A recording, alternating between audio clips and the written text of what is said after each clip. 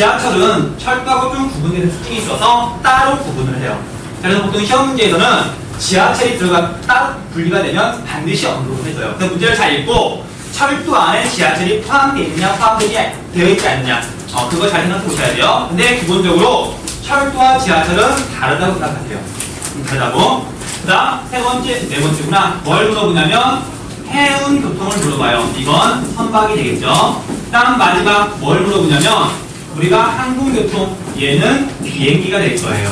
그래서 이렇게 크게 5가지에 대해서 서로 어떻게 다른지, 특징이 무엇인지 그걸 물어봐요. 그것만 정리해 주시면 되고요. 오케이?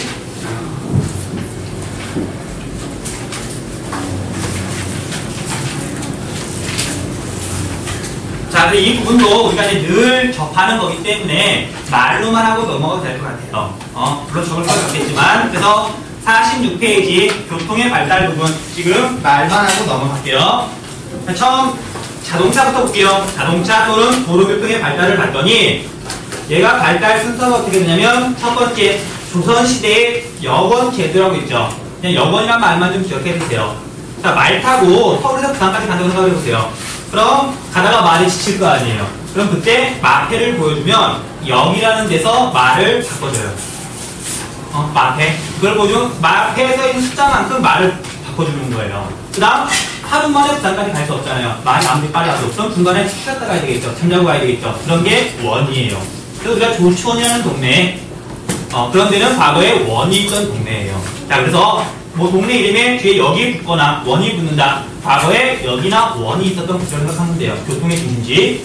자, 그 다음 일제시대에는 일본 애들이 우리나라 자원을 해가려고 봤더니 길이 너무 안 좋더라고 말이죠. 그래서 길을 새로 놓았어요. 새로 만든 길 신장로. 새로울 진짜 만들 짝자 길로자. 자, 그래서 새로 만든 반타기를 신장로라 그러더라. 자, 그 다음 1920년대 이후에는 고속도로를 만들어서 오늘날에는 일일 생활권이 되었죠. 부산 가서 점심 먹고 해지기 전에 다시 돌아올 수 있단 말이에요. 뻔한 내용이니까 넘어가시면 돼요. 오케이? 자, 다음 철도교통 볼게요. 자, 철도교통 같은 경우에는 1899년, 지금부터 100년도 더 넘은 전에 처음으로 경인선이 제공이 됐어요. 서울에서 인천까지. 정확히는 노량진에서 제물포까지. 국가 시간이 그럴 거니까 넘어갈게요.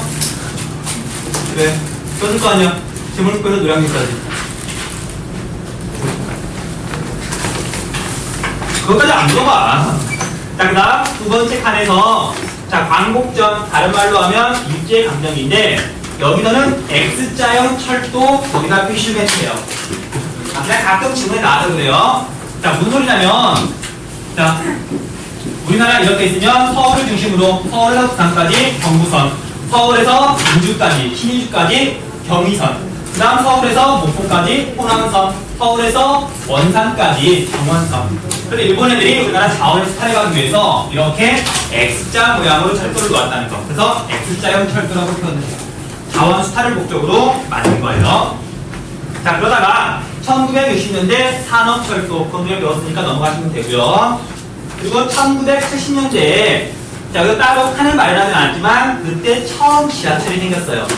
1970년대 보면 지하철 개통 있죠. 거기다가 얘기 좀 할게요. 자, 아까 지하철을 따로 구별했는데 지하철은 철도랑 뭐가 다르냐면 첫 번째, 철도는 전국에 걸쳐서 뻗어 있지만 지하철은 대도시에만 있어요. 그렇잖아. 정읍에는 지하철 없단 말이에요. 지하철 앞으로 생길 가능성도 없어요. 어쨌든 얘는 광역시 이상, 울산을 뺀 광역시 이상에만 있다는 거. 그게 첫 번째. 그 다음 두 번째, 자, 나중에 또 설명하겠지만 교통수단이 나누는 게 크게 두 가지 종류가 있어요. 사람을 나누는 걸 여객이라고 부르고 그 다음 물건을 나누는 걸 화물이라고 불러요. 근데 지하철은 물건 나누나? 지하철은 오직 사람만 타고 다닌다는 거. 철도하고 다른 점이에요. 두 가지. 자, 지하철은 대도시에만 있다는 거, 그 다음 오직 여객만 수송한다는 거. 그 다음 마지막 2004년 이후에 KTX가 개통이 됐죠. KTX는 나중에 따로 정리해 줄게요. 자, 공식적인 KTX의 출발역은 광명이에요. 알고 있었어요? 물론 서울역에서 출발하고 용산역에서 출발하긴 하는데 공식적인 출발역은 광명부터예요. 그럼 우리 경북 고속철도다. 그러면 광명에서부터 부산까지예요. 광명에서 부산까지. 대박. 대박이야? 그러면은 자, 그 다음에 선박을 좀 볼게요. 자, 선박은 우리가 기후할 때 설명했던 것처럼 우리나라는 수은교통이 발달하기 힘든 기후죠. 그래서 발달이 미약하다가 1970년대 이후에 해외랑 무역량이 늘어나면서 화물 중심으로 급격하게 비중이 증가하고 있어요. 그쵸? 우리나라 무역량이 늘어나면서 배로 나르잖아요. 1970년대 이후에 빠르게 증가하고 있는 거 해운교통, 선박교통.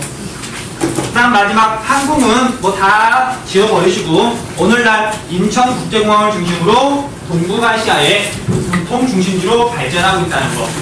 항공교통의 가장 중요한 포인트예요. 자, 그래서 시험 문제는 이제 어떻게 나오냐면 사실 이런 발달 과정 물어보는 건 거의 없고 내가 빨리 넘어간 거예요. 어떤 식으로 나오냐면 제일 아래쪽에 보면 두 가지만 표시가 되어 있는데 지도에서 각 교통수단이 있는 곳을 표시하고 그 교통수단의 특징에 대해서 물어봐요. 자, 그래서 두 가지만 나와 있지만 하나하나 설명해 볼게요. 자, 첫 번째 여러분들이 제일 힘들어하는 것 중에 하나가 뭐냐면 고속도로하고 철도하고 구별하기가 좀 힘들어요. 왜냐면 전국에 골고루 뻗어 있는 편이기 때문에. 자, 구별하는 방법. 고속도로는 서해안 고속도로가 있어요. 서해안에 딱 붙어서. 그래서 왼쪽에 있는 지도 보면은 서해안을 따라서 도로 하나가 쭉 내려갈 거예요. 서울에서 목포까지. 보여요? 서해안에 바로 붙어서. 그러니까 말 그대로 서해안 고속도로잖아요.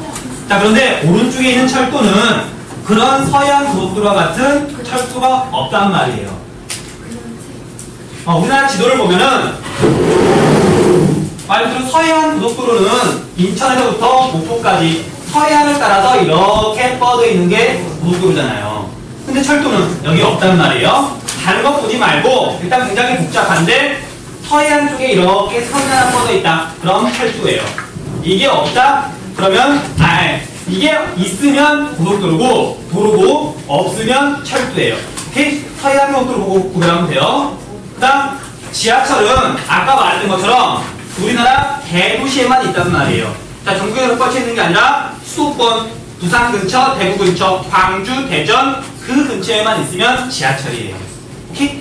그 다음 항구는 아직 내륙에 없고 바닷가 뒤에만 쭉 표시가 되어 있으면 해운교통이 되겠죠.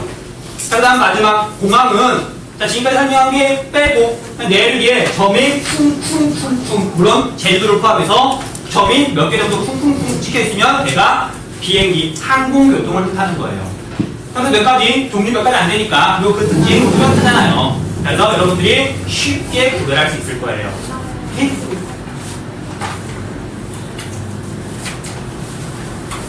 자, 다시 해봅시다. 자, 얘하고 얘는 뭘 보고 구별하면 되냐면 서해안 고속도로를 보고 구별하면 돼요. 두 가지는 굉장히 복잡한데 그 가운데 서해안 고속도로가 표시가 되어 있으면 도로라고요. 그다음 지하철은 오직 대도시에만 있잖아요. 전국이 아니라. 그래서 대도시 지역에만 표시가 되어 있다. 지하철이에요. 그다음 해운은 당연히